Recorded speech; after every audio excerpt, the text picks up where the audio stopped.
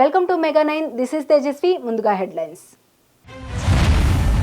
AP రాజధాని అమరావతి పునర్నిర్మాణం, ప్రధాని చేతుల మీదుగా అమరావతి పనుల రీస్టార్ట్, మొత్తం 18 ప్రాజెక్టులకు మోదీ శంకుస్థాపన. అమరావతిని చూస్తే కల నెరవేరినట్టు అనిపిస్తోంది. వికసిత్ భారత్ నిర్మాణంలో స్వర్ణాంధ్ర కీలకమన్న మోదీ.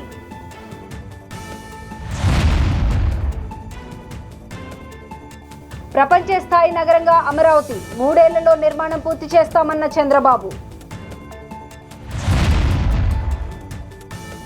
వైసీపీ 5 ఏళ్ల కాలంలో ఏపీలో విధ్వంసం, దివిసీమ తుపానులా తుడిచేశారని పవన్ ఫైర్. ఢిల్లీలో కాంగ్రెస్ వర్కింగ్ కమిటీ సమావేశం, ఉగ్రదాడి, కులగణన అంశాలపై చర్చ. ఇక డీటెయిల్స్లోకి వెళ్తే ఏపీ రాజధాని అమరావతి రీస్టార్ట్ పనులకు ప్రధాని మోదీ శ్రీకారం చుట్టారు. అమరావతిలో ఏర్పాటు చేసిన సభా వేదికపై నుంచి లక్షలాది మంది సమక్షంలో రాజధాని పునర్నిర్మాణ పనులకు లాంఛనంగా శంకుస్థాపన చేశారు. సుమారు 60,000 కోట్ల రూపాయల విలువైన ప్రాజెక్టులకు మోదీ శంకుస్థాపనలు, ప్రారంభోత్సవాలు చేశారు. అమరావతి మౌలిక సదుపాయాల పనులకు శంకుస్థాపన. గౌరవనీయులైన ప్రధానమంత్రి గారు అమరావతి అభివృద్ధి కోసం 74 కీలక మౌలిక సదుపాయాల ప్రాజెక్టులకు శంకుస్థాపన చేస్తారు. ఆంధ్రప్రదేశ్ శాసనసభ నిర్మాణానికి శంకుస్థాపన. 250 మీటర్ల ఎత్తులో 11.22 లక్షల చదరపు అడుగుల విస్తీర్ణంలో ఆంధ్రప్రదేశ్ శాసనసభ నిర్మించబడుతుంది. ఆంధ్రప్రదేశ్ హైకోర్టు నిర్మాణానికి శంకుస్థాపన. 55 మీటర్ల పొడవు, 20.32 లక్షల చదరపు అడుగుల విస్తీర్ణంలో హైకోర్టు నిర్మించబడుతుంది. సచివాలయం మరియు హెచ్ఓడి టవర్ల నిర్మాణానికి శంకుస్థాపన. 50 అంతస్తుల సచివాలయం మరియు 42 అంతస్తుల హెచ్ఓడి టవర్లతో పరిపాలనకు కేంద్రంగా నిర్మించబడుతుంది. అమరావతి ట్రంక్ మౌలిక సదుపాయాలకు శంకుస్థాపన. 37 ట్రంక్ ఇన్ఫ్రాస్ట్రక్చర్ ప్రాజెక్టులు, సైకిల్ ట్రాక్లు మరియు భూగర్భ యుటిలిటీలతో 320 కిలోమీటర్ల ప్రపంచ స్థాయి రోడ్ల నిర్మాణం జరుగుతుంది. అమరావతి వరద నివారణ పనులకు శంకుస్థాపన. వరద నివారణతో పాటు నగర అవసరాలకు 0.53 టీఎంసీల నిల్వ సామర్థ్యం గల 3 జలాశయాల నిర్మాణం. అమరావతి ల్యాండ్ పూలింగ్ స్కీమ్ మౌలిక సదుపాయాలకు శంకుస్థాపన.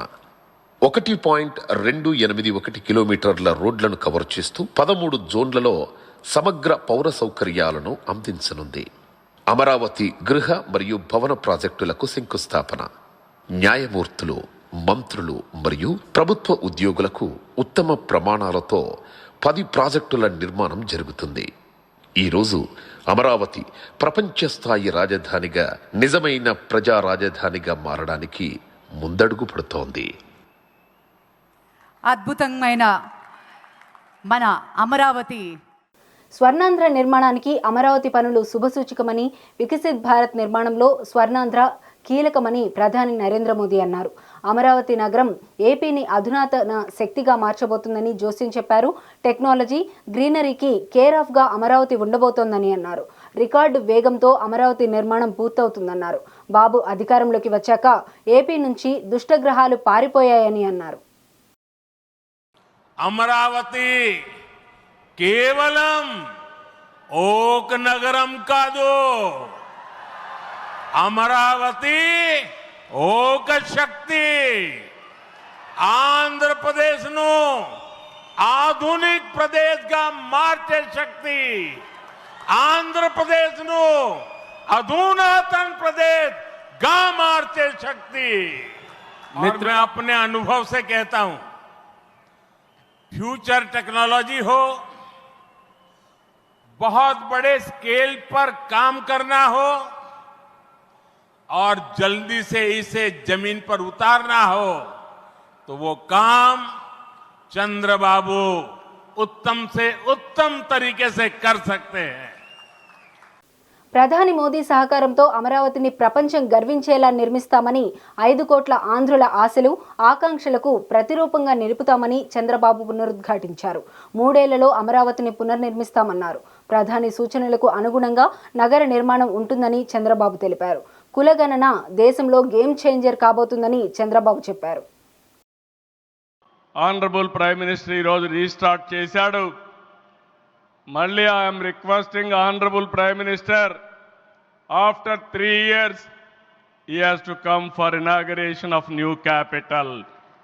We are confident of building within 3 years time. With your kind cooperation we will get it done. Amaravati రైతులు కేవలం భూములు మాత్రమే ఇవ్వలేదని రాష్ట్రానికి భవిష్యత్తునిచ్చారని పవన్ అన్నారు. రాజధానిని అద్భుతంగా నిర్మించి అమరావతి రైతుల రుణం తీర్చుకుంటామన్నారు పవన్. కేంద్రం రాష్ట్రం సమన్వయంతో ఏపీ అద్భుతంగా అభివృద్ధి చెందుతుందని పవన్ ఆశాభావం వ్యక్తం చేశారు. దివిసీమ తుపానులా అమరావతిని గత ప్రభుత్వం తుడిచిపెట్టిందని పవన్ విమర్శించారు. ఆయన సైబరాబాద్ అనే సిటీని ఎలా నిర్మించారో, ఎంత అద్భుతంగా రూపకల్పన చేశారో, అమరావతి అనే ఈ క్యాపిటల్ని కూడా ఆయన అపారమైన అనుభవంతో, ఆయన దక్షతతోటి, ఆయన గవర్నెన్స్ కేపబిలిటీ తోటి, అడ్మినిస్ట్రేటివ్ కెపాసిటీ తోటి ఇది అద్భుతమైన మహానగరంగా తీర్చిదిద్దుతుంది. ప్రధానమంత్రి గారు పూర్వం సన్యాసాశ్రమంలో ఉన్నప్పుడు ఆయనకి అనికేత్ అనే పేరు పెట్టారు. అనికేత్ అంటే అర్థం పరమశివుడు, ఇల్లు లేనివాడని. అలాంటి ఇల్లు లేనివాడు, కుటుంబం లేనివాడు 5 కోట్ల మంది కుటుంబాలకు, 5 కోట్ల మంది ప్రజల కోసం, ఎన్ని కోట్ల కుటుంబాల కోసం మనందరికీ రాజధానిలో ఒక నగరం నిర్మించడానికి, ఇల్లు నిర్మించుకోవడానికి ఇల్లు లేకుండా 140 కోట్ల మంది ప్రజల బాధ్యత తీసుకొని కశ్మీర్ నుంచి కన్యాకుమారి వరకు, అక్కడ కామాఖ్య నుంచి ద్వారకా వరకు ప్రపంచమే, మన దేశమే తన కుటుంబంగా చేసుకుంటూ, ఈ భారతదేశమే తన ఇల్లుగా చేసుకొని తిరిగి పునఃప్రారంభానికి విచ్చేసిన గౌరవ ప్రధానమంత్రి శ్రీ నరేంద్ర మోదీ గారికి మనస్ఫూర్తిగా మన అందరి తరపున, ఆంధ్రప్రదేశ్ ప్రజలందరి తరపున, అమరావతి రైతాంగం తరపున. గత వైసీపీ ప్రభుత్వం చంద్రబాబుపై కక్షతో అమరావతిని నిర్వీర్యం చేసిందని మంత్రి లోకేష్ విమర్శించారు. అమరావతి రైతులను జగన్ సర్కార్ ఎన్ని ఇబ్బందులు పెట్టినా మొక్కవోని దీక్షతో పోరాడారన్నారు. ఆపడానికి, పీకడానికి అమరావతి ఎవరి ఇంట్లో పెరటి మొక్క కాదని, జనం గుండెల్లో దాచుకున్న ప్రజా రాజధాని అని లోకేష్ వ్యాఖ్యానించారు.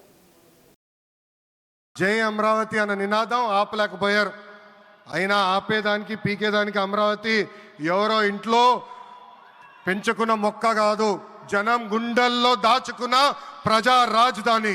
జై అమరావతి అన్నందుకు రైతులకి సంఖ్యలు వేశారు. జై అమరావతి అన్నందుకు మహిళా రైతుల్ని పోలీస్ బూటులతో తన్నిచ్చారు. జై అమరావతి అన్నందుకు రైతుల్ని ఏకంగా పెయిడ్ ఆర్టిస్టులు అన్నారు. ఎన్ని అరాచకాలు చేసినా అమరావతి రైతులు తగ్గేదే లేదన్నారు. నంద్యాల జిల్లా నల్లమల పరిధిలో పెద్దపులి మృతి పలు అనుమానాలకు తావిస్తోంది. దీని వెనుక అటవీశాఖ అధికారుల నిర్లక్ష్యం స్పష్టంగా కనిపిస్తోంది. పెద్దపులి మృతికి కారణాలను అటవీశాఖ అధికారులు గోప్యంగా ఉంచడం, పోస్టుమార్టం నివేదిక తర్వాత ఎన్టీసీఏ కారణాలను వెల్లడిస్తుందని చెప్పడం అనుమానాలను పెంచుతున్నాయి. ఈ విషయమై మెగా9 టీవీ కరెస్పాండెంట్ శ్యామ్ విశ్లేషిస్తారు. నల్లమల అటవీ ప్రాంతంలో గుమ్మడాపురం అటవీ రేంజ్ పరిధిలో ఒక పెద్దపులి చనిపోయినట్టుగా అటవీ శాఖ అధికారులు నిర్ధారించారు. నిన్న మీడియా సమావేశంలో డిప్యూటీ డైరెక్టర్ సాయిబాబా ఈ యొక్క విషయాన్ని వెల్లడించడంతో అంతా ఒకసారిగా షాక్కు గురయ్యారు. ముఖ్యంగా ఈ యొక్క పెద్దపులి 30 రోజుల క్రితం చనిపోయి మృత్యువాత పడినట్టుగా అక్కడ బీట్ సంబంధించిన అటవీ శాఖ అధికారులు గమనించి ఈ విషయాన్ని వెల్లడించారు. అంతేకాకుండా ఈ యొక్క పెద్దపులి 5 సంవత్సరాల వయసు గలదగా ఉన్నట్లు నిర్ధారించారు. దీనికి సంబంధించి ఈ యొక్క national tiger conservative authority NTCA యొక్క వాళ్ళు నిర్ధారణ చేస్తారని, ఇది ఆడ లేక మొగ అనే విషయాలను వాళ్ళే నిర్ధారిస్తారని, ప్రస్తుతం అయితే ఈ పోస్టుమార్టం సంబంధించిన కార్యక్రమము పూర్తి చేసినట్లుగా ఈ అటవీ శాఖ డిప్యూటీ డైరెక్టర్ సాయిబాబా తెలిసిన పరిస్థితి ఉంది. అయితే ముఖ్యంగా ఈ యొక్క టైగర్ రిజర్వ్ ఫారెస్ట్లో పెద్ద పులుల వేట, ఇది స్మగ్లింగ్ సంబంధించి పెద్ద ఎత్తున ఇప్పుడు ఉంటుంది. అయితే ఈ మధ్య కాలంలో దాన్ని చాలా వరకు కట్టడి చేసిన పరిస్థితి ఉంది. వాస్తవ సంఘటనలు చూసుకుంటే ఈ పెద్ద పులులకు సంబంధించి ఈ స్మగ్లర్లు ఒక పులి గోర్లకు సంబంధించి కావచ్చు, గోర్లకు సంబంధించి కావచ్చు, ఆ యొక్క చర్మంకు సంబంధించి కావచ్చు ఈ పెద్ద ఎత్తున ఇంటర్నేషనల్ మార్కెట్లో భారీగా ధరలు ఉండడంతో ఈ యొక్క పెద్ద పులులకు ఉచ్చులను వేసి వాటికి మత్తుమందు పెట్టి లేకపోతే ఈ రైఫిల్స్తో కాల్చి ఏ విధంగా సరే ప్రమాదాలు పడి వాటికి ఎరవేసి పెద్ద పులను హతమారుస్తున్నట్లు కూడా నివేదికలు వచ్చినాయి. అయితే ఈ గుమ్మడాపురం అటవీ రేంజ్లో సంబంధించి ఈ పెద్ద పులి చనిపోయిన ప్రాంతంలో కూడా గతంలో ఒక సంవత్సరం క్రితం ఒక 4 చిన్న పులులు దొరికిన పరిస్థితి ఉంది. తల్లి జాడ తెలియకుండా ఆ యొక్క చిన్న పులి పిల్లలను వైజాగ్ ఒక జూలో కూడాను అక్కడ పెట్టినట్టు కూడా మనకి ఆల్రెడీ విషయం తెలిసిందే. అయితే అదే ప్రాంతంలో ఈ యొక్క పెద్ద పులి కూడా మృత్యువాత పడినట్టుగా నిర్ధారించారు. ఆ యొక్క అటవీ పరిధిలో ముఖ్యంగా ఈ చెంచు గూడాలకు సంబంధించి కూడా వాళ్ళు చెంచులు ఎక్కువ శాతం అడవిలో ఈ యొక్క అంటే పశుగ్రాసం కోసం ఆ చుట్టుపక్కల తిరుగుతూ ఉంటారు. అయితే ఈ అవాంతరాల కోసం ఫారెస్ట్ అధికారులు కూడా వాళ్ళ గుడిసెలను కాల్చివేసినట్టుగాను అదేవిధంగా మేకలు తోలుకెళ్ళినట్టుగా కూడా అక్కడ చెంచులు ఆరోపించిన పరిస్థితి ఉంది. ఏదేమైనప్పటికీ కూడా ఈ యొక్క అటవీ శాఖ అధికారుల యొక్క నిర్లక్ష్యం అయితే తేటతెల్లమవుతుంది. ఈ పెద్ద పులి ఇంత పెద్ద పులి సంబంధించి చనిపోవడము, దాని సరైన పర్యవేక్షణ లేకపోవడము, అది ఏ నెంబర్ అనేది తెలుసుకోకపోవడము, ఏ పరిధిలో తిరుగుతుందని తెలుసుకోకపోవడము పెద్ద శోచనీయ అంశమైంది. ఇప్పటికి 30 రోజులు అవుతున్నా కూడా ఇది బయటపడము పెద్ద ఎత్తున దుమారం లేపుతున్న పరిస్థితి ఉంది. ఈ యొక్క నేషనల్ టైగర్ కన్జర్వేటివ్ అథారిటీకి సంబంధించిన కమిటీ ఢిల్లీ నుంచి వస్తే కానీ అన్ని ఆధారాలను సేకరిస్తామని, అదేవిధంగా ఈ స్మగ్లర్లు కానీ అది సహజంగా చనిపోయిందా లేకపోతే ఏదైనా ప్రమాదపడిన స్మగ్లర్ల ద్వారా సంబంధించి ఏదైనా వేటగాళ్ల ద్వారా కానీ ఏదైనా ప్రమాదం ద్వారా చనిపోయిందన్న విషయాలు దర్యాప్తులో తేటతెల్లమవుతుందని ఇక్కడ ఉన్న పరిస్థితి ఉంది. కెమెరామెన్ ఖాదర్తో శ్యామ్, మెగా9 టీవీ, ఆత్మకూరు, నంద్యాల జిల్లా. నెల్లూరు నగరంలోని మాగుంట లేఅవుట్లో పేర్నాటి న్యాచురల్ స్టోర్ను ప్రారంభమైంది. వైసీపీ నేత శ్యాంప్రసాద్ రెడ్డి కుటుంబం గత 25 సంవత్సరాల నుండి ఎలాంటి కలుషితం లేని పంటలను పండించి ప్రజలకు అందించాలని ఎంతో తీవ్రంగా కృషి చేశారు. అందులో భాగంగానే పేర్నాటి న్యాచురల్ స్టోర్ను శుక్రవారం ప్రారంభించారు. ఈ సందర్భంగా శ్యాంప్రసాద్ రెడ్డి మాట్లాడుతూ ప్రజలు ఆరోగ్యంగా ఆనందంగా జీవించాలంటే ఎలాంటి కలుషితం లేని ఆహారం తీసుకోవాలన్నారు. 150 ఎకరాల పొలంలో వివిధ రకాల కూరగాయలు, పండ్లు, చిరుధాన్యాలు పండించి ప్రజలకు అందిస్తున్నామన్నారు. దాదాపుగా మన దేశీయ ఆవులు సుమారుగా 225 ఆవులు మా వ్యవసాయ క్షేత్రంలో ఉంటాయి. అందులోనూ మన దేశంలో ఉండే సంతతి ఏవైతే ఉన్నాయో, బ్రీడ్స్ ఏవైతే ఉన్నాయో అవి దాదాపుగా ఒక 10 దేశీ బ్రీడ్ల ఆవులను కూడా మేము పెంచుకుంటూ ఉన్నాం. తార్పార్కరు, ఒంగోలు, పొంగునూరు ఇటువంటి బ్రీడ్స్ అన్నింటినీ కూడా మా వ్యవసాయ క్షేత్రంలో పెట్టుకుని ఉన్నాం.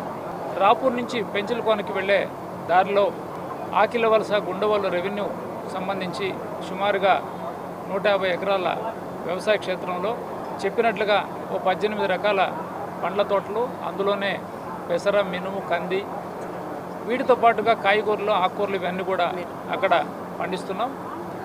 ప్రతి వస్తువు కూడా మనం పండించిన దాన్ని ఏ విధంగా వాల్యుయేషన్ చేసుకోవాలా, వాల్యుయేషన్ చేసి దాన్ని ప్రజలకు ఏ విధంగా అందించాలనే ఉద్దేశంతో ఈరోజు ఈ ప్రయత్నం ఒకటి మొదలుపెట్టాం. మొత్తం 18 రకాల పండ్లు పెంచుతున్నాము. వాటి మధ్యన ఇంటర్నల్ క్రాప్స్గా పెసరు, మినుము, నల్ల నువ్వులు, తెల్ల నువ్వులు పండిస్తున్నాము. దాంతోపాటు వేరుశెనగ మధ్యలో అంతర పంటగా కంది ఇవి సాగు చేస్తున్నాము. మహిళలు ఆర్థికంగా పురోభివృద్ధి సాధించాలన్న లక్ష్యంతో రాష్ట్ర ప్రభుత్వం అనేక కార్యక్రమాలు చేపడుతోందని పీలేరు ఎమ్మెల్యే నల్లారి కిషోర్ కుమార్ రెడ్డి తెలిపారు. మహిళా సాధికారత సాధనే లక్ష్యంగా వారి స్వయం ఉపాధికై బీసీ కార్పొరేషన్ ఆధ్వర్యంలో ఉచిత టైలరింగ్ శిక్షణ తరగతులను ఎమ్మెల్యే నల్లారి ప్రారంభించారు. 90 రోజుల పాటు ఈ శిక్షణ కార్యక్రమం ఉంటుందన్నారు. రోజుకు 1 గంట నుంచి 2 గంటల వరకు శిక్షణ ఇస్తానన్నారు. శిక్షణ తర్వాత ఉచిత కుట్టు మిషన్లు అందజేస్తామని కిషోర్ కుమార్ రెడ్డి తెలిపారు. ఇది మంచి కార్యక్రమము. ఈరోజు కలిగిరి, వాయిల్పాడు కూడా ఈరోజు కలిగిరి స్టార్ట్ చేస్తున్నాం, రేపు వాయిల్పాడు. ఇంకా కావాలంటే కూడా మనం మాట్లాడి ఇంకా కొంతమందికి ఎక్కువ కూడా ఇవ్వచ్చు. ఇప్పుడు 120 ఏమో శాంక్షన్ అయినాయి. ఇప్పుడు మనము అటెండెన్స్ ఉండాలా.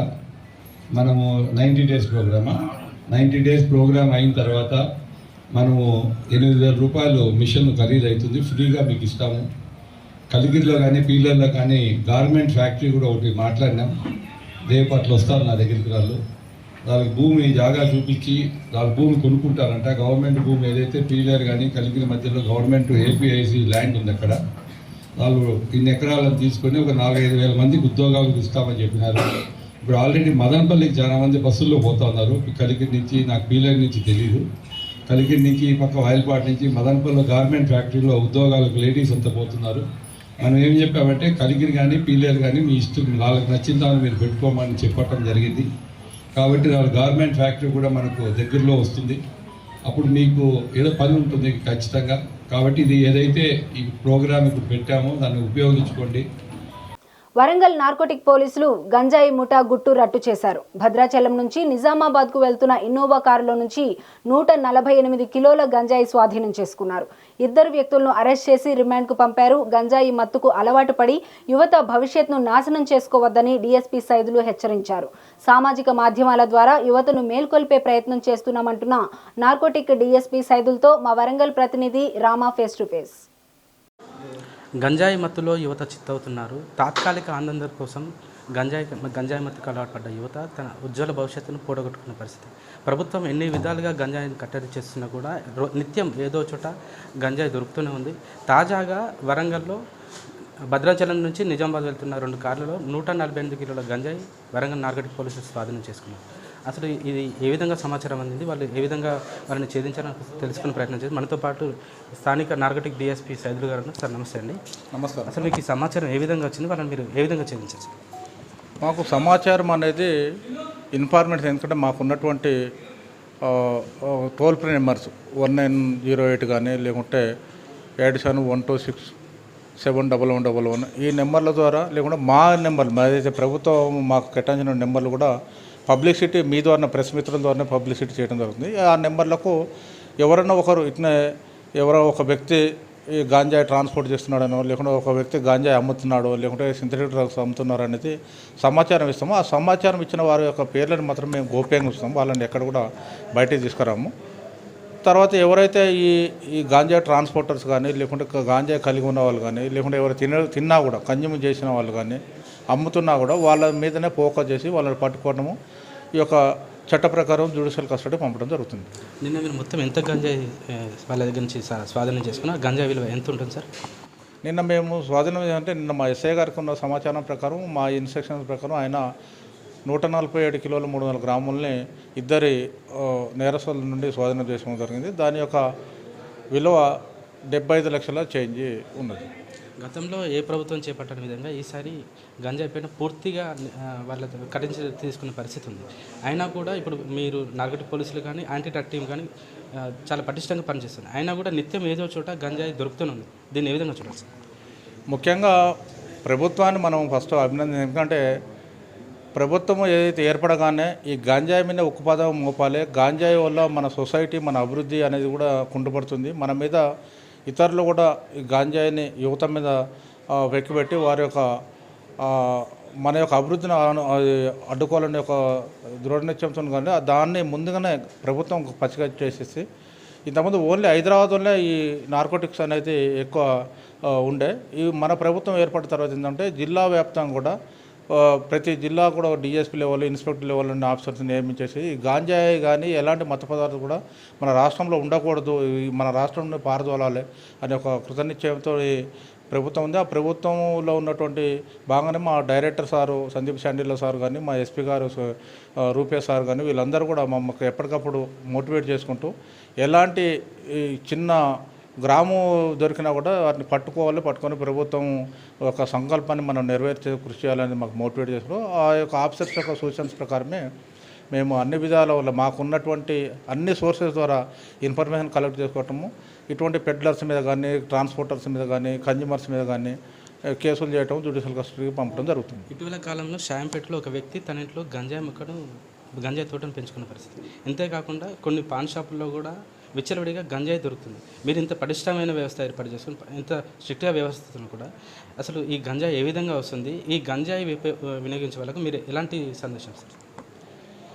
ఈ గాంజాయి కానీ ఎలాంటి మత్తు పదార్థాలు అనేది కూడా యూత్కు అలవాటు పడటం వల్ల ఏంటంటే మన జీవితాన్ని మనం ఖరాబ్ చేసుకుంటుంటే మన మీద చాలామంది సమాజము ఆధారపడి ఉంది, మన బేసికల్గా మన కుటుంబ సభ్యులు కూడా ఆధారపడి ఈ గాంజాయికి అలవాటు పడ్డా ఎలాంటి మత్తు పదార్థ ఇది అలవాటు పడ్డా కూడా మన జీవితాన్ని మనం నాశనం చేసుకున్నట్టు. ఎందుకంటే మనం చరిత్ర చూసుకున్నట్టుంటే చాలామంది కొంతమంది ప్రముఖులు ఎవరైతే క్రికెటర్స్ కానీ స్పోర్ట్స్ మెన్స్ కానీ మంచి కమర్షియల్ ఇది మార్షల్ ఆర్ట్స్ ఉన్నటువంటి వాళ్ళు కొంతమంది గాంజాయి తిని డ్యాన్సర్స్ కూడా గాంజాయి తిని వాళ్ళ యొక్క జీవితాన్ని అర్ధాంతరంగా ముగిసింది.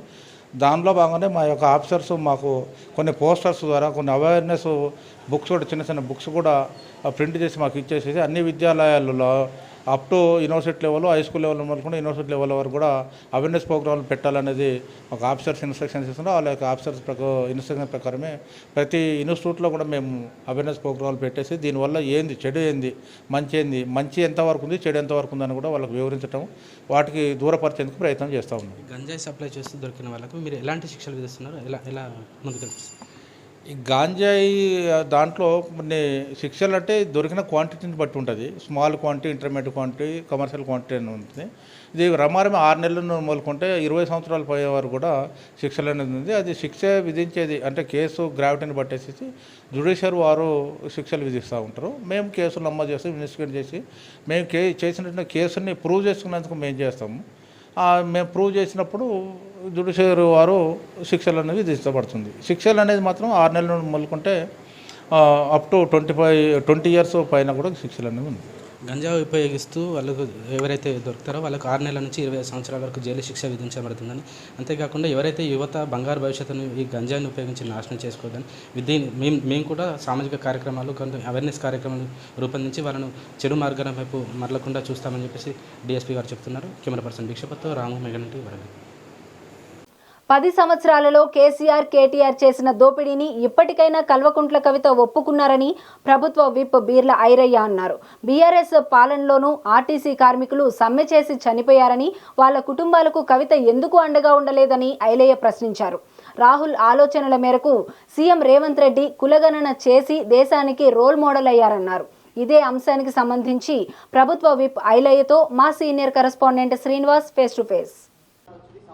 మేడే సందర్భంగా ఏదైతే కల్వకుంట్ల కవిత మాట్లాడుతూ తెలంగాణలో కాంగ్రెస్ ప్రభుత్వం వచ్చాక కార్మికులకి తీవ్ర అన్యాయం జరుగుతుంది, కార్మికులకు నేను అండగా ఉంటానంటూ కూడా కామెంట్ చేసింది. దీనికి సంబంధించి మనతో మాట్లాడడానికి ప్రభుత్వ వైపు బీర్ల ఐలయ్య ఉన్నారు. చెప్పండి అన్న, కవిత నిన్న మాట్లాడుతూ కాంగ్రెస్ ప్రభుత్వం అధికారంలోకి వచ్చాక కార్మికులకు తీవ్ర అన్యాయం జరుగుతుంది, అండగా ఉంటానని చెప్పింది. ఎలా చూస్తారు? కవిత గారు నిన్న మాట్లాడిన తీరు చూస్తుంటే కొన్ని విషయాలు నిజాలు బయటపెట్టింది. మేము తెలంగాణ రైతుల పట్ల కానీ తెలంగాణ ప్రజల పట్ల కానీ హర్షం వ్యక్తం చేస్తున్నా. 10 ఏళ్ల పాలనలో విధ్వంసమైందని చెప్పింది, 10 ఏళ్లలో రైతులకు ఇబ్బంది పడ్డరని చెప్పింది, 10 ఏళ్లలో వ్యవసాయ కూలీలకు ఏ రకంగా ఇబ్బంది అయిందని చెప్పింది, తలసరి ఆదాయం కూడా తగ్గిపోయిందని చెప్పింది. అదేవిధంగా రైతు బంధు విషయంలో కొందరికే పడ్డాయి, కొందరికే లబ్ధి జరిగింది. ఇలా ఒకే మనకి 10,000 వచ్చినాయి. మీరు 10 ఏళ్ల పాలంటే 10 ఏళ్ళలో తీవ్ర ఇబ్బందులు జరుగుతున్నాయని చెప్పేసి కవిత అందని మీరు అంటున్నారు. అంటే వాళ్ళ పార్టీని ఆమె విమర్శిస్తున్నట్టేనా? 100%. ఎందుకంటే వాళ్ళ మధ్యలో విభేదాలు వచ్చాయి. మొన్న మీరు వరంగల్ సభ చూసారు కదా, వరంగల్ సభలో వాళ్ళ నాయన ఎవరిని మాట్లాడనీయలే. ఎందుకంటే ఎవరైనా మాట్లాడిస్తే అక్కడ హరీష్ రావు లేకపోతే కవిత మాట్లాడిస్తే వాళ్ళ హైలైట్ అవుతుంటుంది. మొత్తం నా కుటుంబ గ్రిప్పులో నా గ్రిప్లో ఉండాలి, నేను తదనంతరం కేటీఆర్కి ఇవ్వాలని చెప్పి ఇలా ఇచ్చి తప్ప హరీష్ రావుని పక్కన పెట్టారు, కవితను పక్కన పెట్టారు. అందుకే ఆమె బయటకు వచ్చి మాట్లాడింది, రాష్ట్ర తలసరి ఆదాయం గురించి మాట్లాడింది. ఇలా మీ కుటుంబం కలహాల వల్ల బయటకు వచ్చి ఇలా రాష్ట్ర పరిస్థితి గురించి గత 10 ఏళ్ల పాలన గురించి చెప్పినందుకు మేము సంతోషిస్తున్నాం. కానీ అదే తరహాలో మరి మీ నాయనకి ఎందుకు నువ్వు ఆ రోజు చెప్పలేకపోయినావు? ఆ రోజు నీకు వస్తున్న కమిషన్లు, నీకు వస్తున్నటువంటి వ్యవహారాలతోటి ఇలా ఆ రాష్ట్రంలో ఉన్న ఆ పరిస్థితిలో ఉన్నటువంటి నువ్వు మోను మెదపలేదు. ఇవాళ మీ కుటుంబం నుంచి నువ్వు వెలివేయంగానే, నీ కుటుంబం నుంచి దూరం పెట్టంగానే ఆ రాష్ట్రంలో ఆ ప్రభుత్వంలో జరిగిందని చెప్పి ఇవాళ హితు పలుకుతున్నావు. మరి ఆ రోజే మీ నాయనకు మీ అన్నకు చెప్పుంటే ఈ రాష్ట్రం 8,000 కోట్ల అప్పు కాపో కదా, రాష్ట్రం దివాలా తీయపో కదా, తలసరి ఆదాయం తగ్గకపో కదా, తల్లి సోనియమ్మ మిగులు బడ్జెట్ తొలిస్తే ఎందుకు ఈ రాష్ట్రం అప్పుల పాలైంది? మిషన్ భగీరథ దోసుకున్నారు, మిషన్ కాకతీయ దోసుకున్నారు, కాళేశ్వరం కూలేశ్వరం అయింది. ప్రతి దాంట్లో మీరు స్కామ్ చేస్తుంటే ఆ రోజు ఎందుకు మాట్లాడలేదు? ఆ రోజు కార్మికుల పక్షాన మీ నాయన చేస్తున్నటువంటి నీచమైన పనులు, అనగదొక్కే పనులు చేస్తుంటే ఎందుకు కార్మికులకు అండగా ఉండలేదు? అంటే అధికారం ఉంటే ఒక తీరుగా, అధికారం పోయినాక ఒక తీరుగా. కవిత అంటే మోడీ ప్రభుత్వం క్యాబినెట్లో దేశవ్యాప్తంగా కులగణన చేస్తామని చెప్పేసి కూడా క్యాబినెట్లో నిర్ణయం తీసుకుంది. అంటే మోడీ ప్రకటించడం మోడీ నిజంగా దేశంలో హీరో అయిపోయిందని చెప్పేసి బీజేపీ నేతలు అంటారు. కానీ తెలంగాణలో కులగణన మొదటిసారి దేశంలో చేసి రేవంత్ రెడ్డి హీరో అయిండు. అదేవిధంగా రాహుల్ గాంధీ ఆలోచన మేరకు కులగణన జరుగుతుంది అని రాహుల్ గాంధీ రేవంత్ రెడ్డి హీరో అని కాంగ్రెస్ మీరు అంటున్నారు. మరి మోడీ హీరోనా లేకపోతే రాహుల్ గాంధీ రేవంత్ రెడ్డి హీరోనా? ఎవరు హీరో అసలు? నేనేమంటున్నా, మీరు ఎలక్షన్ల ముందు మీ మేనిఫెస్టోలో జనగణనలో కులగణన పెడితే భారతదేశ ప్రజలు స్వాగతించేవాళ్ళు. మీరు ఏమన్నారు? 400 సీట్లు రావాలి, 400 సీట్లు కావాలి మాకు అని చెప్పారు. అంటే 400 సీట్లతోటి మీరు ఈ ప్రజాస్వామ్యాన్ని రాజ్యాంగాన్ని మార్చాలని చూసారు కాబట్టి మీకు అత్యవసర మెజార్టీ తోటి 240 సీట్లు ఇచ్చి మిమ్మల్ని ఇవాళ అక్కడ మోడీ గారిని ప్రధానిగా కూర్చోబెట్టిరు. ఇవాళ మొదటి నుంచి కూడా ఎలక్షన్ల ముందు భారత్ జోడో ద్వారా రాష్ట్ర నలుమూలల దేశ నలుమూలల 4000 కిలోమీటర్ తిరిగి ఆయా కులాల స్థితిగతులు తెలుసుకొని మా ప్రియతమ నాయకుడు రాహుల్ గాంధీ గారు ఆలోచన ఇలా ఆ ఆలోచనను మా రాష్ట్రంలో ఇంప్లిమెంట్ చేసాం కాబట్టి భారతదేశం మొత్తం కూడా అన్ని కులాల్లో చైతన్యం వచ్చింది. తెలంగాణలో కులగణన జరిగింది, బీసీల కాడ న్యాయం జరుగుతుంది, 42% దామాషా ప్రకారం రాజకీయంగా విద్యాపరంగా ఉపాధి పరంగా వస్తుందని చెప్పి ఈ రాష్ట్ర ఆలోచన మా రాహుల్ గాంధీ గారి దేశ ఆలోచన మా రాష్ట్రంలో మా గౌరవ ముఖ్యమంత్రి గారు రేవంత్ రెడ్డి గారు ఇంప్లిమెంటు. ఏదైతే మొన్న జంతర్ మంతర్లో సుమారు వివిధ రాష్ట్రాల నుంచి 50 మంది ఎంపీలు వచ్చి సంఘీభావం తెలిపి అక్కడ అఖిలపక్షం ఆధ్వర్యంలో ధర్నా నిర్వహించడం పార్లమెంట్ జరుగుతున్నప్పుడే అక్కడ చేసాం. కాబట్టి దీన్ని మోడీ గారు ఆలోచన చేసి ఇలా తెలంగాణ రాష్ట్రాన్ని ఆదర్శంగా తీసుకొని ఇలా జనగణనలో కులగణన చేస్తానని మేము స్వాగతిస్తున్నాం, సంతోషిస్తున్నాం. ముఖ్యంగా ఈ ఆలోచన వచ్చింది గౌరవం రాహుల్ గాంధీ గారు కాబట్టి ఇలా ఎవరైనా ఆలోచనకు అంకురార్పణ కలిపిన వాళ్ళు, ఆలోచన తీసుకొచ్చిన వాళ్ళు, ఆ ఆలోచన రాష్ట్రంలో ఇంప్లిమెంట్ చేశారు కాబట్టి ఇక్కడ విజయవంతంగా ఉంది కాబట్టి దీన్ని దేశంలో ఇంప్లిమెంట్ చేస్తానని స్వాగతిస్తున్నాం. దీనికి హీరో రాహుల్ గాంధీ అవుతాడు. ఏదైతే దేశవ్యాప్తంగా కులగణన చేయాలనే ఆలోచన మాత్రం రాహుల్ గాంధీ. ఆ రాహుల్ గాంధీ ఆలోచనను సీఎం రేవంత్ రెడ్డి తెలంగాణలో మొదటిసారిగా ఇంప్లిమెంట్ చేశాడు. ఇది పారదర్శకంగా జరిగిన కులగణన దేశవ్యాప్తంగా కూడా అమలు చేయాలని కూడా కేంద్ర ప్రభుత్వం నిర్ణయం తీసుకుంది. కానీ ఏదైతే బీజేపీ మాత్రం రాజ్యాంగాన్ని మార్చాలని చూసింది, అసలు హీరో మాత్రం ఖచ్చితంగా రాహుల్ గాంధీ అంటూ కూడా ప్రభుత్వ వైపు బీర్ల ఐలయ్య చెప్తున్నాడు. కెమెరామ్యాన్ శ్రీకాంత్తో శ్రీనివాస్, మెగా 9 టీవీ, హైదరాబాద్. స్వతంత్రం వచ్చిన తర్వాత మొట్టమొదటిసారిగా దేశవ్యాప్త కులగణన చేపట్టేందుకు కేంద్ర కేబినెట్ ఆమోదం తెలిపింది. ఈ చారిత్రాత్మక నిర్ణయం రాజకీయ, సామాజిక, ఆర్థిక రంగాల్లో గణనీయమైన ప్రభావం చూపనుంది. జనాభా లెక్కలతో పాటు కులగణనను పారదర్శకంగా నిర్వహించాలని కేంద్రం నిర్ణయించడం వెనుక కాంగ్రెస్ పార్టీ కృషి ఎంతో ఉందని అంటున్న వరంగల్ పశ్చిమ ఎమ్మెల్యే నాయని రాజేందర్ రెడ్డితో మా ప్రతినిధి ఫేస్ టు ఫేస్. భారతదేశంలో తొలిసారిగా కులగణనలో జనగణనలో కులగణన చేయాలని చెప్పేసి కాంగ్రెస్ పార్టీ బీజేపీ పార్టీ మీద ఒత్తిడి చేయడంతో బీజేపీ పార్టీ కూడా ఫైనల్గా భారతదేశంలో కులగణనకు గ్రీన్ సిగ్నల్ తెచ్చింది. ఇందులో తెలంగాణ రోల్ మోడల్గా ఉండాలని చెప్పేసి కూడా కాంగ్రెస్ నాయకులు భావిస్తున్నారు. సో మొట్టమొదటిసారిగా తెలంగాణ రాష్ట్రంలో కూడా కులగణన సర్వే స్టార్ట్ అయింది. సో దీని మీద మనకు మరింత సమాచారం అందించడానికి వరంగల్ మనకు అందుబాటు, వెస్ట్ ఎమ్మెల్యే కూడా మనకు అందుబాటులో ఉన్నారు. ఒకసారిగా సార్తో మాట్లాడి మరిన్ని విషయాలు తెలుసుకుందాం. సో సార్ చెప్పండి, దాదాపు రాహుల్ గాంధీ భారత్ జోడో యాత్రలో కులగణనలు ఖచ్చితంగా చేయాలని చెప్పేసి కూడా, అంటే కేంద్రంలో కాంగ్రెస్ పార్టీ అధికారంలోకి వస్తే ఖచ్చితంగా జనగణనలో కులగణనలు కూడా చేస్తామని చెప్పి హామీ ఇచ్చారు. సో ఈసారి కేంద్ర ప్రభుత్వం కూడా కాంగ్రెస్ పార్టీ ఒత్తిడి మేరకు కులగణనకు గ్రీన్ సిగ్నల్ ఇచ్చింది. ఇది కాంగ్రెస్ పార్టీ నైతిక విజయంగా మీరు భావిస్తున్నారా? 100% నైతిక విజయమే. ఎందుకంటున్నామంటే దేశానికి కాంగ్రెస్ పార్టీ మాత్రమే సేవ చేయగలుగుతుంది, త్యాగం చేయగలుగుతుంది అనేది మరోసారి రుజువైంది. ఇవాళ మీరు చూడండి, ఉదాహరణకు కాంగ్రెస్ పార్టీ తీసుకున్నటువంటి నిర్ణయాలే ఇవాళకి చిరస్థాయిగా కులాలకు మతాలకు అతీతంగా ఉన్నాయి. ఏ స్కీమ్స్ కానివ్వండి, ఇవాళ మనము దేశవ్యాప్తంగా ఇన్ఫర్మేషన్ యాక్ట్ కానివ్వండి, బ్యాంకుల జాతీయత కానీ, ఇవన్నీ కూడా చిరస్థాయిగా కులాల మతాలకు అతీతంగా ఉన్నటువంటి స్కీమ్స్ ఇవి. ఇవాళ కులగణన దాని మీద రాహుల్ గాంధీ గారు పాదయాత్ర అప్పుడు క్లియర్గా చెప్పినారు, మేము ఇక్కడ తిరుగుతున్నాం, నడుస్తున్నాం, దీనికి చెప్పాలి, ఇది వచ్చిన రోజే నిజమైన భారతదేశం బాగుపడుతుందని దాని మీద క్లియర్ చెప్పటం, దాన్ని ఇంప్లిమెంట్ తెలంగాణలో ముఖ్యమంత్రి రేవంత్ రెడ్డి గారు మొట్టమొదట అసెంబ్లీ సాక్షిగా తీర్మానం చేసి పంపించటం, ఇది అంటే అది గొప్పతనం కదా. ఇవాళ బీజేపీలో నాయకులు మాట్లాడిన, పార్లమెంట్ సాక్షిగా మాట్లాడిన కులగణన సమస్య లేదు అని అన్న వాళ్ళు ఇవాళ కాంగ్రెస్ పార్టీని ఆఖరికి అనుసరించవలసిన వాళ్ళకి ఇది వచ్చింది. ఇవాళ అంటే అది మా విజయము, రాహుల్ గాంధీ గారి, రేవంత్ రెడ్డి గారి విజయంగా మేము భావిస్తున్నాం. మేము చేయబట్టే ఇవాళ కులగణన దేశవ్యాప్తంగా నిర్ణయం తీసుకున్నారనేది గర్వంగా చెప్పుకోగలుగుతాం. ఇవాళ అంటే సార్, కర్ణాటకలో కూడా కాంగ్రెస్ ప్రభుత్వం అధికారంలోకి వచ్చింది. కర్ణాటకలో కూడా పూర్తిగా కులగణన పూర్తిగా జరిగిపోయింది, దాని తర్వాత కూడా తెలంగాణ రాష్ట్రంలో కులగణన జరగాలని చెప్పేసి కూడా కాంగ్రెస్ ప్రభుత్వం నిర్ణయించింది. సో బీజేపీ ప్రభుత్వం దీని మీద చాలా అడ్డంకులు కూడా చూపించిన పరిస్థితి కనబడుతుంది. సో బీజేపీ ఏ విధంగా కులగణనకు అడ్డంకులు ఏర్పాటు చేసింది సార్? మొట్టమొదట బీజేపీకి వారికి దేశ స్వాతంత్ర పోరాటంలో పాల్గొన్న చరిత్ర లేదు. దేశం కోసం ప్రాణాలు త్యాగం చేసినటువంటి కుటుంబాలు ఆ పార్టీలో లేవు. అవి మధ్యంతరగా వచ్చి ఒక కులం మతం అడ్డం పెట్టుకొని బయటకు వచ్చిన పార్టీ అది. ఇప్పుడు కొన్ని పార్టీలని కొన్ని ప్రాంతీయ తత్వాలను రెచ్చగొట్టి అధికారంలోకి వస్తారు. చూసినాం గతంలో టీఆర్ఎస్ వాళ్ళు ఉన్నారు, బీఆర్ఎస్ ప్రాంతీయ తత్వాలు రెచ్చగొట్టి అధికారంలోకి వచ్చింది తప్ప ఈ 10 ఏళ్లలో ఏం చేసిండ్రు అంటే ఏం చెప్పరు. వారు సామెతలతోటి తెలంగాణ యాస భాషలతోటి కాలం గడిపిన తప్ప ఏం చేయటం ఉండదు.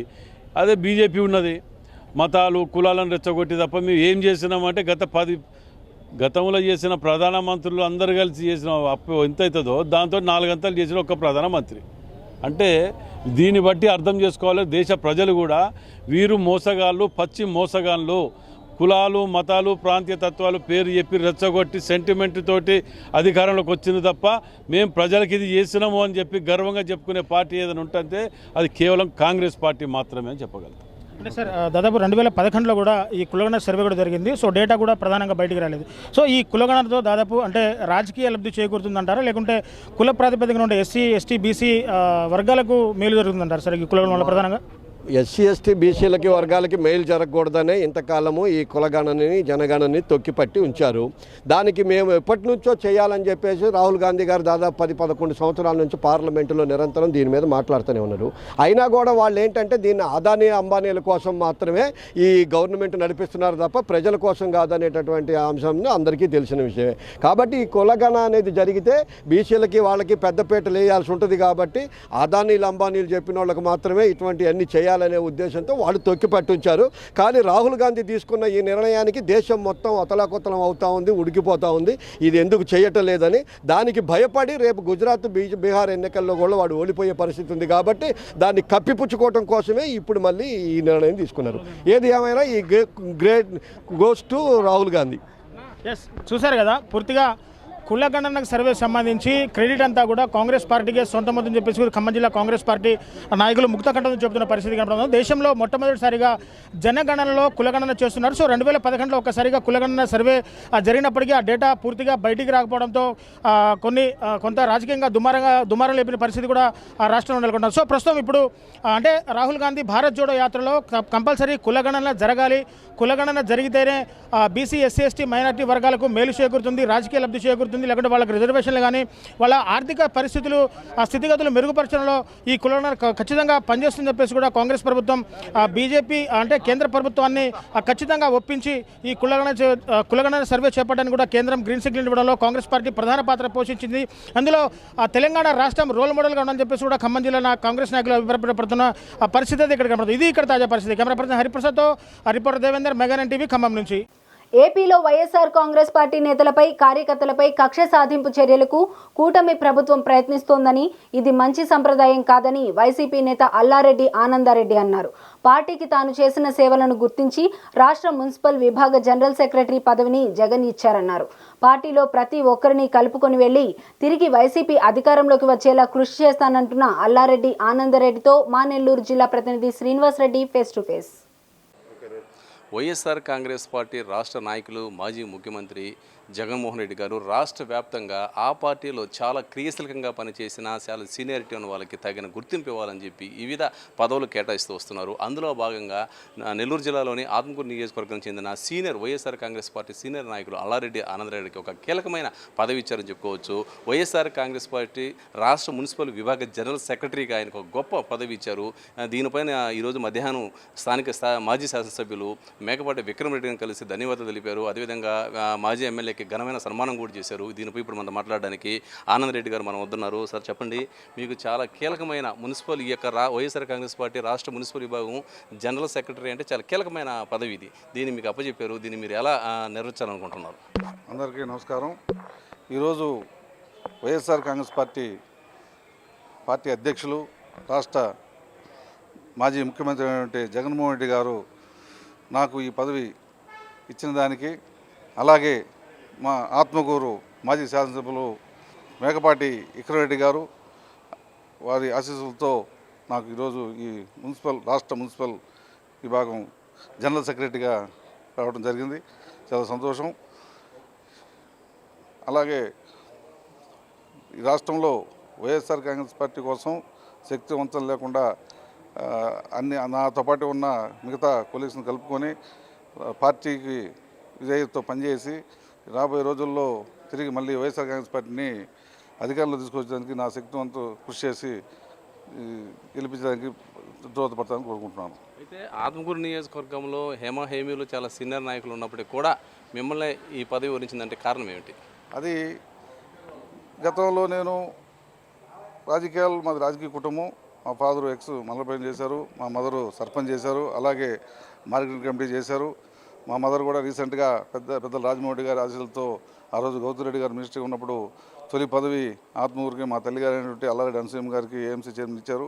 నేను ఆనాటి నుంచి వైఎస్ఆర్ కాంగ్రెస్ పార్టీ ఏర్పడిన నుంచి మా కుటుంబం మేకపట్టి వారితో అనుసంధానంగా సంబంధించి వాళ్ళతోనే చదువుతున్నాం. నాకు ఒక ముద్ర పడింది. మా కుటుంబం మేకపాటి వారి కుటుంబంకి విధేయులని ముద్రపడింది. దానికోసం నేను 6 నుంచి కూడా పార్టీకి సిన్సియర్గా పనిచేస్తూ వచ్చాం. 10 సంవత్సరాలు గతంలో 14లో ప్రతిపక్షంగా ఉన్నాను కన్వీనర్గా. తర్వాత 19లో అధికారం వచ్చిన పాట కన్వీనర్గా నేనే కొనసాగాను. అందుకని 10 సంవత్సరాలు నేను చేసిన సేవలకు కానీ మన విక్రమరెడ్డి గారు గుర్తించి నన్ను స్టేట్ లెవెల్లో పదవులు ఉండాలని తలంచి నా పైన ఈ బాధ్యత పెట్టాడు. అందుకని నేను కరెక్ట్గా ఈరోజు ఈ పదవి ఇచ్చిన దానికి కూడా జగన్మోహన్ రెడ్డి గారికి నేను ధన్యవాదాలు తెలుపుకున్నాను. అలాగే మరొకసారి మేకపాటి విక్రమరెడ్డి గారికి, పెద్దలైనటువంటి రాజమోహన్ రెడ్డి గారికి కూడా నేను ధన్యవాదాలు తెలుపుకుంటున్నాను. ఫైనల్గా మీకు ఈ పదవి రావడానికి ఇట వైఎస్ఆర్ కాంగ్రెస్ పార్టీ రాష్ట్ర మున్సిపల్ విభాగానికి జనరల్ సెక్రటరీకి రావడానికి ప్రధాన కీలక పాత్ర పోషించింది ఎవరు? అదే చిన్న చెప్పాను కదా, నాకు నేను 10 సంవత్సరాలు కష్టపడి పార్టీ చేసిన అని చెప్పి విక్రమరెడ్డి గారు తలంచి నన్ను మేకపాటి విక్రమరెడ్డి గారు నువ్వు ఎటైనా మంచి పొజిషన్లో ఉండాలా, స్టేట్ లెవెల్లో గుర్తింపు ఉండాలా అని నన్ను ఆ పదవిలో తీసుకొని పోయి పెట్టడం జరిగింది. దానికి మరొకసారి నేను ఎప్పటికీ మేకపాటి వారి విధేయుడిగానే పనిచేస్తాను. వైఎస్ఆర్ కాంగ్రెస్ పార్టీకి ఖచ్చితంగా రాబోయే రోజుల్లో మళ్ళీ తిరిగి అధికారం చేపట్టడానికి కోసం నా వంతు సహకారం నేను చేసి ఖచ్చితంగా నేను నిరూపించుకుంటాను. ఈ పరిస్థితి నమ్మకానికి ఇది ఒక గుర్తింపు అని చెప్పుకోవచ్చు. మొదటి నుండి కూడా వైఎస్ఆర్ కాంగ్రెస్ పార్టీకి అనుకూలంగా వైఎస్ఆర్ కాంగ్రెస్ పార్టీ వెంటే నడుస్తున్నాను కాబట్టి ఇటు జగన్మోహన్ రెడ్డి కావచ్చు, ఇటు స్థానిక మాజీ శాసనసభ్యులు విక్రమరెడ్డి కావచ్చు, తనలో నిజాయితీని గుర్తించి తనకి పదవి ఇచ్చారని చెప్పి అల్లారెడ్డి ఆనందరెడ్డి అంటున్నారు. తాను ఎప్పటికి కూడా ఎప్పటికీ కూడా మేకపాటి కుటుంబం వెంట నడుస్తాను కాబట్టి తనకి గుర్తింపు వచ్చిందని, దీనికి ప్రత్యేకంగా ఇటు జగన్ గారు కావచ్చు, అదేవిధంగా మాజీ ఎంపీ రాజమోహన్ రెడ్డి గారు, అదేవిధంగా మాజీ ఎమ్మెల్యే విక్రమరెడ్డి గారు కృషి వల్ల తనకి పదవి అని చెప్పి హర్షం వ్యక్తం చేస్తున్నారు. ఈ పదవికి 100% న్యాయం చేస్తారని, త్వరలోనే అందరినీ కలిసి దీన్ని ఏ విధంగా ముందుకెళ్లాలని దాని గురించి చర్చిస్తానని చెప్పి ఆనందరెడ్డి గారు మనతో చెప్పడం జరిగింది. కెమెరామెన్ సునీల్తో శ్రీనివాసరెడ్డి, నెల్లూరు నగరంలోని మేకపాటి విక్రమరెడ్డి నివాసం నుండి. నంద్యాల జిల్లా శ్రీశైలంలో శ్రీ స్వామి అమ్మవారికి స్వర్ణ రథోత్సవ కార్యక్రమాన్ని వైభవంగా నిర్వహించారు. ఆరుద్ర నక్షత్రం సందర్భంగా లోక కళ్యాణార్థం ఏసీ చంద్రశేఖర్ రెడ్డి స్వర్ణ రథోత్సవ కార్యక్రమాన్ని ఘనంగా జరిపారు. వేకువజామునే శ్రీ మల్లికార్జున స్వామికి మహాన్యాసపూర్వక ఏకాదశ రుద్రాభిషేకం, అన్నాభిషేకం, విశేష పూజలు నిర్వహించారు. అనంతరం స్వర్ణ రథోత్సవంలో ఆసీనులైన శ్రీ స్వామి అమ్మవారికి అర్చక స్వాములు ప్రత్యేక పూజలు చేసి కర్పూర హారతులు అందించారు. వందలాదిగా భక్తులు తరలివచ్చి స్వర్ణ రథోత్సవం తిలకించారు. తిరుపతి నగరంలోని సెంట్రల్ పార్కులోని dot direction of travels and tours office ఎదుట బాధితులు ఆందోళనకు దిగారు. ట్రావెల్స్ పేరుతో కోట్లాది రూపాయల రుణాలు తీసుకొని మోసం చేశారని ఆరోపించారు. ట్రావెల్స్ యజమానులు శివ, కళ్యాణ్పై చట్టపరమైన చర్యలు తీసుకొని తమకు న్యాయం చేయాలని బాధితులు డిమాండ్ చేశారు. మా అక్క అయినటువంటి సహజరెడ్డి గారి దగ్గర 1,20,00,000 తీసుకున్నారు. కళ్యాణ్ చక్రవర్తి అండ్ శివ అనేసి ఇద్దరు మనకి షేర్ ఇస్తామని చెప్పి 1 సంవత్సరం నుంచి అమౌంట్ తీసుకొని ఇప్పుడు ఫోన్లు ఎత్తకుండా సమాధానాలు చెప్పట్లేదు. ఇక్కడికి వచ్చి మాడినంత వరకు వాళ్ళ స్టాఫ్ అందరూ మా మీద దౌర్జన్యానికి వస్తున్నారు. మాకు ఇక్కడ షేర్ హోల్డర్ ఇస్తా అని చెప్పి అసలు మా సమాధానం చెప్పకుండా, ఫోన్ లిఫ్ట్ చేయకుండా, యూరోప్లో టూర్లో ఉన్నారు, అక్కడున్నారు, ఇక్కడున్నారని చెప్పి మా ఫోన్లు ఎత్తకుండా ఇప్పుడు డబ్బులు పోగొట్టుకొని మా అక్కైనటువంటి శైలజరెడ్డి గారు హాస్పిటల్ అడ్మిట్ అయ్యి ఉన్నారు. దానికి ఎటువంటి సమాధానం లేదు. అందుకని మేము ఇక్కడ నిర్లక్ష్యం తెలుపుతున్నాం. షాప్ పేరు డాట్ ట్రావెల్స్ అండి, ఓనర్స్ పేరు కళ్యాణ్ అండ్ శివ గారు అండి. 1,20,00,000 తీసుకున్నట్టు ఇద్దండి. ప్రతి ఒక్కటి బాండ్ పేపర్లు అన్ని ప్రూఫ్లతో సహా ఉన్నాయి. 1,20,00,000 ఇచ్చామని అప్పు ఇవ్వలేదు, షేర్స్ మాత్రమే. మేము అప్పు ఇవ్వడం లేదు, వాళ్ళకి అప్పు ఇవ్వలా. మీకు షేర్స్ ఇస్తామని చెప్తేనే ఇంత డబ్బులు మేము వాళ్ళని నమ్మి పెట్టడం జరిగింది. సో ఇప్పుడు అతను మా ఫోన్లు ఎత్తకుండా మాకు సమాధానం చేయకుండా మేము టూర్లో ఉన్నాము, మేము వచ్చి మాట్లాడతాము అని చెప్తున్నారు. వాళ్ళ ఓనర్కి వాళ్ళ స్టాఫ్కి రెస్పాన్స్ అయిన అతను అమౌంట్ షేర్ పెట్టినాంకి రెస్పాన్స్ ఎందుకు అవ్వడు? అతను ఫ్రాడ్ కాబట్టే కదా. ఇప్పుడు అమ్మాయి మేము వీడియో తీసే లోపల అమ్మాయి వెళ్ళిపోతా ఉంది. నన్ను ఎందుకు వీడియో తీస్తారు ఏమి అనేసి. ఖమ్మం జిల్లా కాంగ్రెస్ పార్టీ కార్యాలయంలో కులగణన సంబరాలు ఘనంగా జరిగాయి. ఈ కార్యక్రమానికి ముఖ్య అతిథిగా వరంగల్ వెస్ట్ ఎమ్మెల్యే నాయని రాజేందర్ రెడ్డి పాల్గొన్నారు. ఆయన ఆసక్తికరమైన వ్యాఖ్యలు చేశారు. కాంగ్రెస్ పార్టీ తీసుకున్న నిర్ణయాలపైనే దేశ భవిష్యత్తు ఆధారపడి ఉంటుందన్న విషయం మరోసారి రుజువైందని అన్నారు. రాహుల్ గాంధీ భారత్ జోడో యాత్రలో కులగణన చేసిన రోజే దేశం అభివృద్ధి చెందుతుందని తెలిపారు.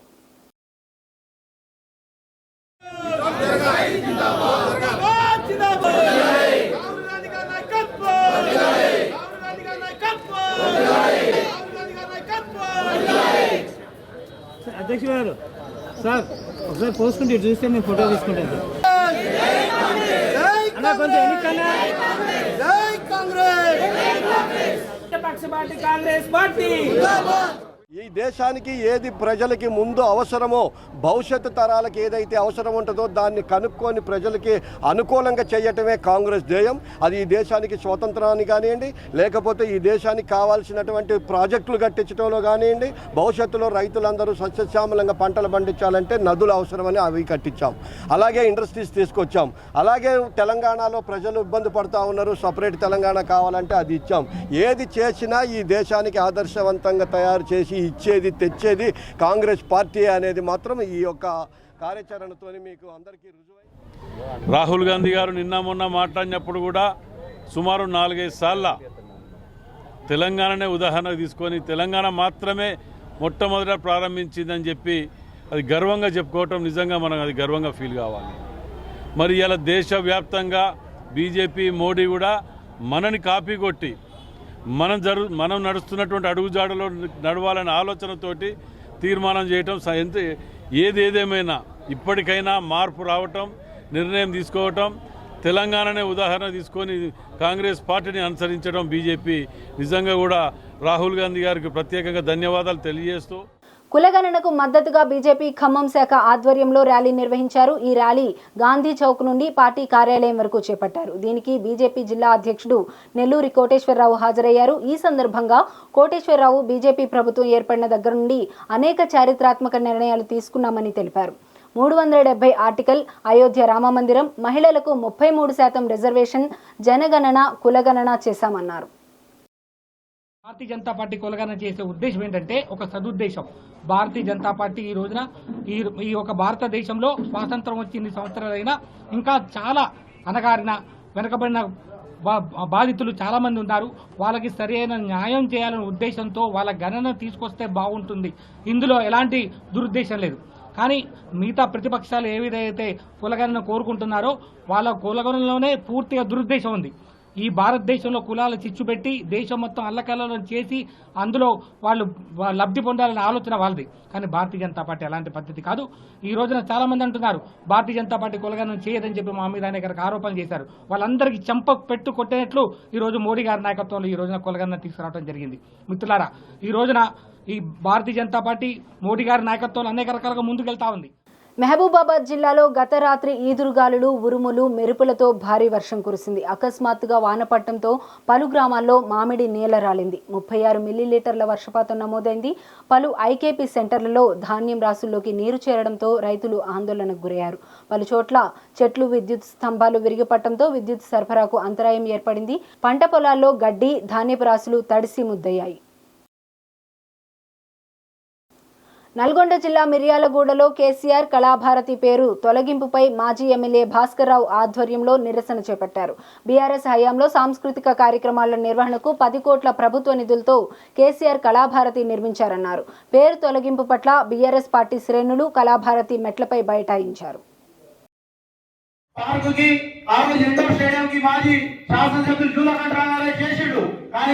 ఈ రోజు అభివృద్ధి ఏంటంటే ఈ రాక్షస పాలన ఎప్పుడు పంపిద్దామని చెప్పేసి ప్రజలు ఎదురు చూస్తున్నారు.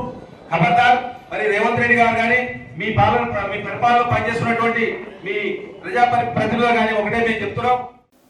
సూర్యాపేట జిల్లా రాజునాయక్ తండాలో ఐకేపీ సెంటర్లో లారీలు రాక రైతులు ఆందోళన చేపట్టారు. నెల రోజుల నుంచి ధాన్యం ఐకేపీ సెంటర్లో నిల్వ ఉండటంతో గత రాత్రి కురిసిన వర్షానికి ధాన్యం తడిసి ముద్దయిందని రైతులు రోడ్డుపై బైఠాయించి ధర్నా చేశారు. ట్రాఫిక్ జామ్ అవడంతో పోలీసులు రైతులకు నచ్చజెప్పే ప్రయత్నం చేశారు.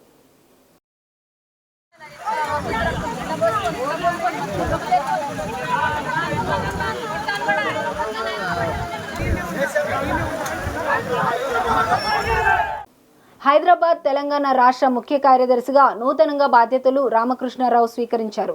తెలంగాణ శాసన మండలి చైర్మన్ గుత్తా సుఖేందర్ రెడ్డిని జూబ్లీహిల్స్లోని ఆయన నివాసంలో మర్యాదపూర్వకంగా కలిశారు. ఈ కార్యక్రమంలో రాష్ట్ర dairy development corporation chairman Gutta Amit Reddy, legislature సెక్రటరీగా డాక్టర్ నరసింహాచార్యులు పాల్గొన్నారు. ఇవి ఇప్పటివరకు ఉన్న అప్డేట్స్. Keep watching mega 9.